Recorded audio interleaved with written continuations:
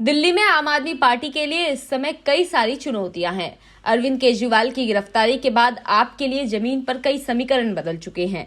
इस बीच राहत की खबर ये आई है कि संजय सिंह को 6 महीने बाद जमानत मिल गई है। जी हां, अब जेल से बाहर आने के बाद संजय सिंह काफी आक्रामक दिखाई दे रहे हैं।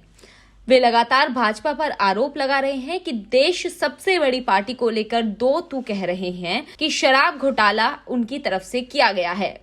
अब संजय सिंह अगर एक तरफ बीजेपी पर हमला कर रहे हैं तो दूसरी तरफ मीडिया के सामने अपनी जेल के दिनों को भी याद कर रहे हैं। कई मौकों पर उनकी तरफ से बताया गया है कि 6 महीने के भीतर जेल में उनके साथ क्या क्या हुआ है। संजय सिंह ने बताया कि जब भी उनके परिवार का जेल से फोन आता था, वे पहले ही बता देते थे कि कॉल रिकॉर्ड हो रही है।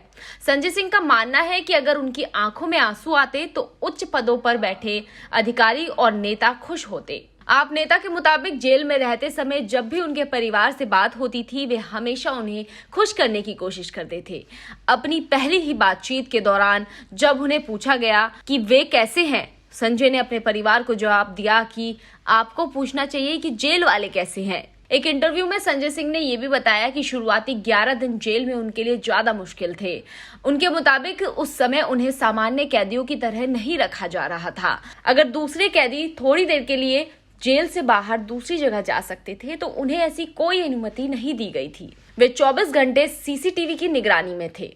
आप नेता के मुताबिक 11 दिन बाद जब उनकी एक बड़े अफसर से बात हुई, उसके बाद उन्हें सामान्य कैदियों जैसे अधिकार मिलने लगे। थोड़ी देर के लिए वे भी जेल से बाहर निकलते थे, बैडमिंटन कोर्ट और दूसरी जगह पर जा सकते थे। उस इंटरव्यू में संजय सिंह ने बताया कि जेल के अंदर क्योंकि मोबाइल की अनुमति नहीं थी, उस वजह से उन्होंने 6 महीने में कई सारी किताबें पढ़ी।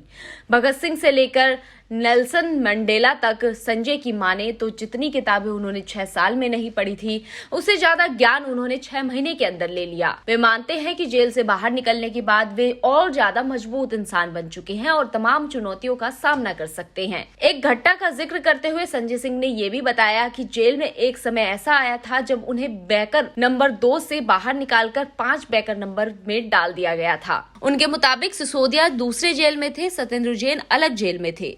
ऐसे में आखिर क्यों जेल बदला गया, ये आज तक उन्हें समझ नहीं आया।